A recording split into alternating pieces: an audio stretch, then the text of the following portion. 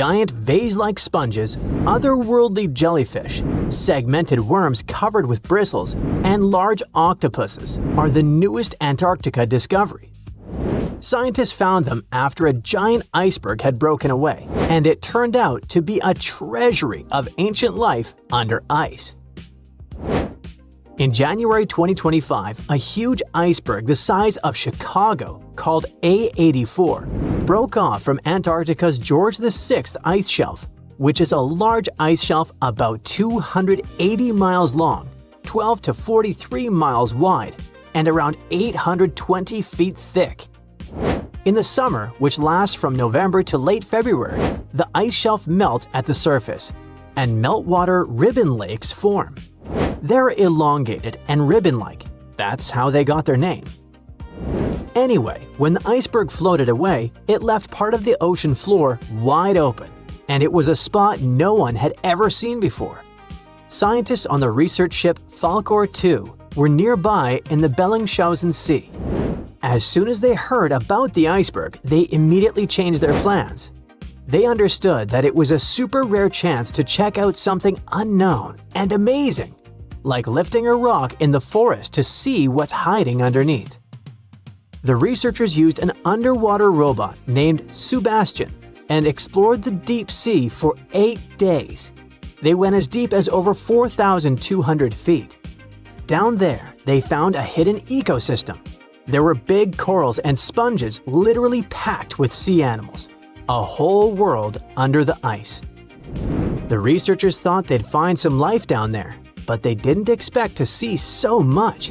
And this underwater ancient life wasn't just surviving, it had been thriving in that harsh, icy place for a really long time. Anemones that looked like fluffy little trees, sea spiders, ice fish, octopuses. The research was live streamed to scientists from all over the world, and those live streams are actually in open access. The coolest thing was that some discovered creatures seemed to be new species. Yes, there are probably new species in Antarctica in 2025, and some might only live in this region. That's because Antarctica isn't just really far away. It's been cut off from the rest of the world for millions of years. The Antarctic circumpolar current surrounds it, like a big water moat surrounding a castle. But even if it turns out that those species are not new, the scientists have still found snails, worms with bristles, crustaceans like tiny crabs and shrimp, and a species of the phantom jellyfish. Those are super rare and look otherworldly. Their official name is too complicated, so let's just call them the giant phantom jelly. This jellyfish is huge. Its bell, the round umbrella part on top, can be more than 3 feet wide. It has 4 long arms that trail behind it. Each one as long as 33 feet, about as long as a school bus. Scientists first caught one way back in 1899, but it took them 60 years to realize it was a totally new kind of jellyfish. The phantom jellyfish has a see-through purplish body that looks kind of ghostly. Instead of normal jellyfish tentacles, it has these ribbon-like arms that help it catch food and pull it into its mouth right in the middle. Even though jellyfish don't have brains like we do, researchers watching the giant phantom jelly noticed something surprising. The otherworldly creature seemed to move its arms very carefully and with control, especially when swimming through tight spaces on the seafloor. It looked like it was being very cautious and deliberate. Ugh, creepy. Another sentient being? Jellyfish have a simple nerve net instead of a brain, which helps them sense the world around them. But the way this phantom jelly moved made scientists think it might be smarter or more coordinated than other jellyfish. Studying it can help scientists learn how animals without brains still manage to explore and survive in tricky places underwater. Another cool find was little worms called bristleworms. Scientists call them polychaetes. But let's stick with bristleworms because it kinda sounds fun. Lots of different kinds of them live in super cold, deep parts of the ocean. Bristleworms have bodies made of many segments, and they have tiny little bristles all along their sides. These bristles help them move around, feel what's near them, and even protect themselves from danger. One cool example is the Antarctic scale worm. It's a type of bristleworm that lives in really cold, deep waters and has shiny, golden bristles that make it look pretty fancy. During Antarctic deep-sea exploration, the team also found giant sponges shaped like vases. Usually, sponges grow very slowly. So to get that huge, they must have been growing there for a really long time, maybe even hundreds of years. Their size shows that the deep-sea animals living around them didn't just move in recently. Those sea creatures have been there for decades and managed to form thriving communities under the ice. So, it really was ancient life hiding under all that ice. And that surprised scientists a lot. In older studies, people used to drop cameras through holes in the ice or visit iceberg areas long after the ice had broken off to explore hidden ecosystems. Back then, they mostly saw bare, empty seafloor with just a few living things. But this time, the team arrived just weeks after the giant iceberg broke away, and they got to see what was hiding right underneath it. The first 9 miles behind the ice shelf can hide rich and busy ecosystems. The area is dark, cold, and hidden for ages, and still, all kinds of creatures live there. This shows that life can survive in places that seem too harsh or frozen for anything to live. On the other hand, finding all this life down there isn't super surprising. Lots of animals live in dark, cold places underwater, so it makes sense that they'd be under the ice shelf too. The ice kind of hides them and keeps them safe from anything going on above. But what's weird is how many different kinds of creatures live there, even though it used to be a really closed-off space. It actually looks a lot like the seabed in parts of Antarctica that don't have ice on top. How can that be? Usually, tiny plants called phytoplankton grow near the surface where sunlight hits. Little shrimp-like animals called krill eat those plants at night. When krill get full, they sink down and bring food and nutrients to the ocean floor. Even their waste helps feed the deep-sea creatures. But if there's a huge ice cap above, sunlight can't get through, so no plants can grow there and no krill bring food down that way. Scientists thought this would mean less food and fewer animals down there, but they found a lot of life anyway. Turns out, food and nutrients probably sneak in under the ice, carried by underwater currents, kind of like rivers flowing under the ocean. Scientists found some animals that lived a long time, so it looks like those currents, which mostly come from melting glacier water, bring enough food to keep the ecosystem healthy and full of life. No one really knows what's going to happen to all that deep-sea life now that the iceberg has floated away. Those creatures have lived under the thick ice for who knows how long, in super stable, pitch-black conditions. Obviously, they're not exactly fans of change, so losing that icy roof might totally mess with their whole setup. One of the scientists mentioned that the ice shelf the iceberg came from has been creeping backward, like 25 miles over the last 50 years. That's a part of a bigger pattern. Antarctica's ice is melting faster and faster, which pushes sea levels up around the world. That's why this Antarctica discovery matters. The team's trying to figure out not just what's happening now, but how this hidden ecosystem fits into the bigger picture. If we can understand how this place is changing over decades or even centuries, maybe we can predict what's coming next. And it's pretty amazing that breaking ice can tell us so much, right? Welcome to one of the most mysterious and unexplored places on Earth. But what's so special about that? It's just some icy peaks and the endless snowy expanse of Antarctica. Yeah, that's right, but there's still a planetary scale mystery here. No matter how hard you try, you won't see a hidden mountain range, giant, unexplored land where no human has ever set foot, and it lies under another layer of mountains. It's like a nesting doll, but the size of a continent. These mountains hide Antarctica secrets, and these secrets can tell us something awesome about the ancient history of our planet. This gigantic unexplored territory in Antarctica is called the Gamburtsev subglacial mountains. And the layer of ice above keeps this place untouched by nature and people. It's like a land inside another land, and it hides more than just mountains. There are valleys, hills, and plains. The whole area is similar to the European Alps, but unfortunately, we can't enjoy the view. Those mountains were first discovered in 1958 using seismological instruments. More than half a century has passed since then, and this place still remains one of the most poorly studied tectonic objects on Earth. Why? Because it's ice. A lot of ice. Who knows? Maybe there are some unknown ancient artifacts lying there. What if they're hiding a secret city or spaceships? It's unlikely, of course, but it would still be interesting to look there. Think about it.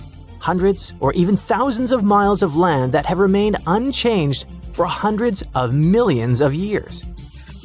Even if no new species of animals or remains of an ancient civilization are there, this place still has a history. The history of the formation of continents on our planet. And scientists have already figured out some of this story. The mountains buried in Antarctica were originally like ordinary mountains, but as a result of a planetary scale event, they just… Wait a minute. Have you ever wondered how mountain ranges are formed? We see them in real life, in movies, in photos on the internet. We climb them. But how did they appear?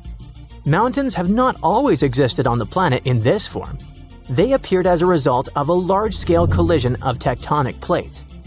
Two giant solid chunks of ground are moving toward each other, then crash, and boom! Millions of tons of the Earth's crust pile on top of each other, mix, and form ledges and gorges. And all this can last for millions of years. Yes, it's a disaster, but it's very slow. Some tectonic plates are still colliding. For example, the Himalayas continue to grow because the Indian and Eurasian plates are still ramming into each other. And this process began about 50 million years ago. The Gamburtsev Mountains under ice experienced a similar event, only much earlier. An article in the journal Earth and Planetary Science Letters says that they appeared during the formation of the supercontinent Gondwana. Two giant pieces of land were separated by a boundless ocean. But then, about 700 million years ago, they collided and formed Gondwana. This supercontinent included the territories of modern Africa, South America, Australia, India, and Antarctica. The giant pieces crashed into each other and released a stream of hot, partially molten rock. This mess grew bigger and bigger, forming mountains. The temperature of those mountains grew, their mass increased, and at some point, Gondwana became unstable. The supercontinent began to collapse under its own weight. The hot rocks below the surface began to flow sideways as a result of a process called gravitational spreading. Take toothpaste and start squeezing it out of the tube. Approximately the same thing happened with billions of tons of red-hot rock. Ancient mountains in Antarctica appeared right during this catastrophic event. You've just watched a visual simulation of global events that took place hundreds of millions of years ago. It looks cool, but how did scientists figure it out? How did they see this planetary scale destruction? If the Gamburtsev Mountains under ice is one of the most unexplored places in the world, then how could people find out its origin? The answer is simple. Tiny particles of rock have told us about the changing landscape of the planet. These are zircons, but scientists also call them time capsules. This mineral is very handy and resistant to mechanical and chemical influences. It's difficult to crush, it doesn't get affected by erosion, and it doesn't dissolve in water. And there's uranium inside it.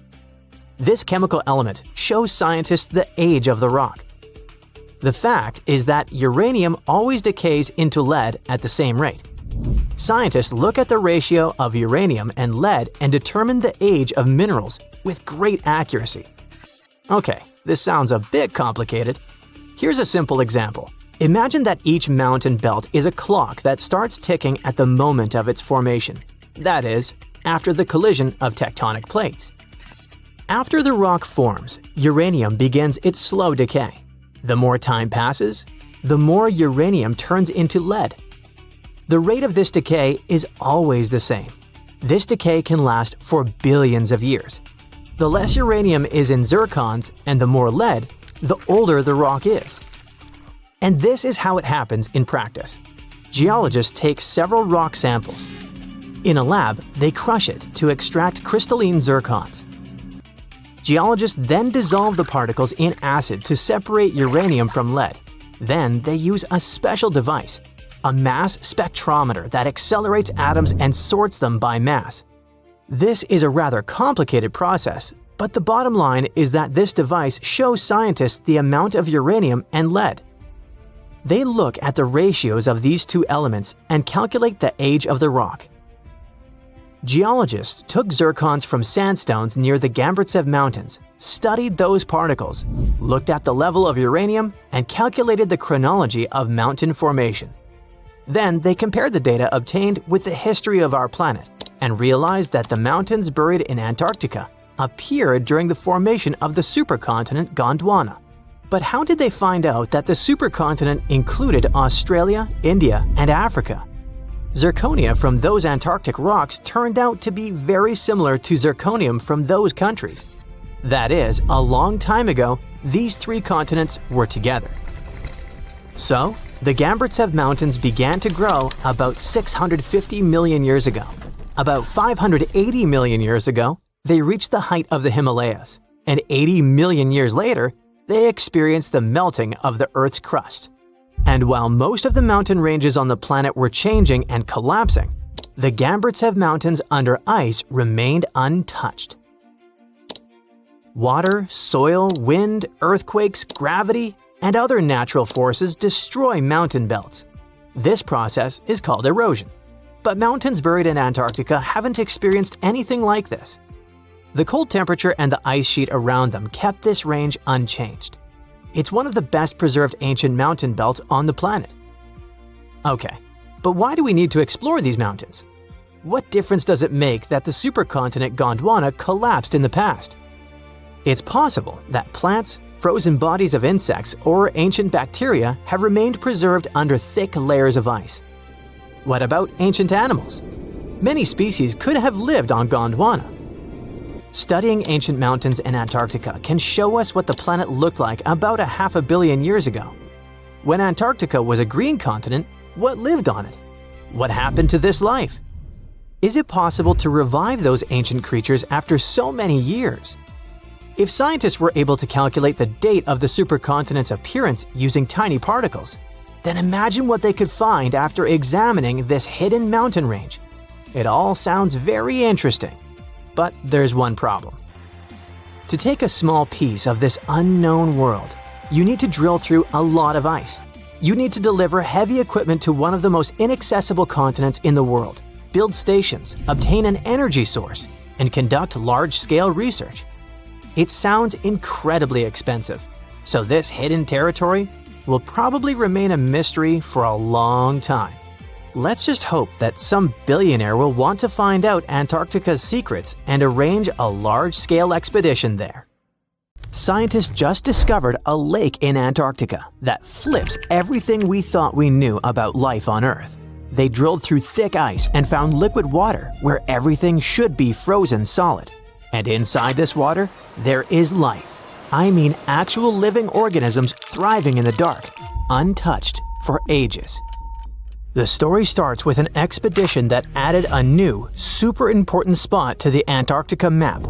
Between November 2019 and January 2020, researchers trekking across the frozen desolation reached an area called Enigma Lake.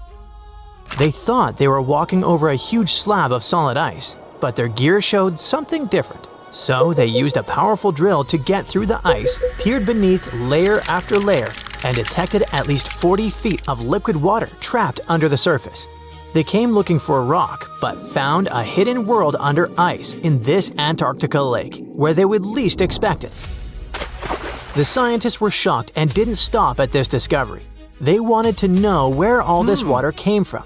because in this part of Antarctica, the climate is ruthless. Extreme temperature, low precipitation, punishing winds, and solar evaporation aren't exactly perfect conditions for a lake. Any fresh water was supposed to have dried up long ago, so there had to be a source for refills for a subglacial lake in Antarctica like this one. The researchers looked at the chemical composition of the salts and dissolved materials in the water. They noticed some patterns that pointed to a source. It looked like the nearby glacier was feeding the lake via some underground pathway nobody expected to exist. So there it is, an amazing Antarctica discovery hidden beneath ice, fed not from rain or surface melting, but from an underground flow that circles the Earth in silence. And because of that, when the team drilled deeper, they didn't just find water, they found a secret ecosystem. Life, where they thought there couldn't be any. Now, by life here, I don't mean the kind that waves at us. I mean tiny creatures, tiny structures, microbial communities that evolved in isolation, shielded by the ice, and pretty restricted to their hidden home. They cover the lake bed in microbial mats, not just blobs of algae, but complex, carpet-like mats of microorganisms. Some mats look like thin, spiky coverings, others like thick, crumpled carpets, or even tree-like structures up to 15 inches tall. And these formations, looking straight out of a sci-fi movie about life on distant planets, aren't random specks of DNA floating in water. They are thriving, building structures, layering, changing over time. So the lake bed is kinda like a forest floor, only it's dark, cold, and covered by ice. If life can flourish under 45 feet of ice in near darkness, maybe our ideas of where it can exist need updating. And we don't know what happens when we disturb this hidden lake ecosystem. What if we inject humans, machinery, or even our breath into the mix? These microbes have lived isolated for who knows how many millennia, maybe even millions of years, without any exposure to the world above. If humans mess with them, these organisms could be at serious risk when they meet microbes they had never met before. The lake could get contaminated, and its ecosystem could change for good. As we step into this new territory, we must be extra cautious. After all, the entire Antarctica is like a book of secrets of evolution, adaptation, and survival that we must read carefully. This continent keeps surprising us. Animals that were never seen before turn up in its remote corners, from bizarre sea creatures to ice-loving insects you didn't know existed. For example, the ice-loving sea anemone scientists spotted hanging upside down from the underside of the Ross ice shelf. It looks like a delicate flower glued to the ceiling, waving its tentacles into water as cold as a bad breakup. Researchers steered a robot under the ice and found a brand new species. Then there's the celebrity newcomer with serious red carpet energy, the Antarctic strawberry feather star. This floating pom-pom can have up to 20 arms. It got its nickname because the body looks, you guessed it, strawberry-ish. And oh, I guess Antarctica is the last place where you'd expect to see a fish nursery, but it has the largest known one in the whole world. Researchers were there towing their cameras along the Weddell Sea seabed to map it when they spotted thousands, then millions of identical bowls in the sediment. The nests covered 93 square miles of seafloor, and there were a total of 60 million of them, one every 10 inches. All the nests belong to icefish. These creatures are white-blooded, meaning they don't have hemoglobin, the stuff that makes blood red, and somehow they still manage to survive in water cold enough to shatter your soul. Every nest had a parent fish sitting guard over about 1,700 eggs. Turns out, Weddell seals feast on icefish, so this massive breeding ground isn't just a nursery, it's also a buffet for the neighborhood predators. And speaking of buffets, the icefish themselves feed from a warm upwelling that pulls up nutrients and microscopic zooplankton. It's all pretty cool that the icefish colony has a hard edge, a literal line in the sand. The edge of that border matches perfectly with the outer rim of the warm upwelling, which looks like a carefully crafted evolutionary trick. Another Antarctica discovery that shocked scientists wasn't a cool-looking fish or a dinosaur bone, but something probably even more important for science: bubbles. tiny ancient bubbles trapped inside what might be the oldest ice ever brought up to daylight, nearly 1.2 million years old. Before this discovery, researchers had recorded climate history going back 800,000 years, but they wanted more. They spent years searching for the perfect spot where ice could tell the story straight through. Some Antarctic regions hold ice even older, maybe 3 or 4 million years. But it's patchy, and they needed a continuous record. When they finally drilled into the right spot, they found crystal clear ice cores with bubbles that trapped the atmosphere of Earth as it was hundreds of thousands of years ago. When scientists analyze the air inside, they're not just studying gases. They can tell what our distant ancestors inhaled, what the planet exhaled, and how the rhythm of life and climate played out long before us. The period around 900,000 years ago, the same time sealed inside this ice, may have been one of humanity's closest calls. According to genetic studies, the human population shrank to about 1,300 individuals on the entire planet. Nobody knows what exactly led to this, but it could have been the climate. So these ancient bubbles might hold the clues we need to understand how our ancestors survived one of the toughest chapters in Earth's story. And maybe how we can survive the next. Because the planet keeps repeating itself in new and uncomfortable ways, and Antarctica has lessons to teach us. One lesson we might learn the hard way has to do with what's under its ice. Scientists recently found that there's something brewing beneath Antarctica that's anything but chill. There might be volcanoes there, quietly waiting for their moment. Yeah, you heard it correctly. Volcanoes, the hot, fiery kind sitting under miles of ice. The team used computer simulations and found that when parts of the ice melt, the pressure holding those volcanoes down eases up. And boom! They could start melting even more ice from below. It's like a self-feeding loop of chaos. The ice melts, volcano wakes up, then more ice melts. Even if humans stopped affecting the climate conditions on the planet tomorrow, that chain reaction could keep going because it's not just about the air. It's about the fire hiding underneath. The scariest part is that this kind of melt could raise sea levels way more than we thought. And since Antarctica has over 70% of all the freshwater reserves on Earth, you can imagine the drama level it could lead to. So you see now that Antarctica map is like a real-life board game for humans, and we must be careful studying and playing it.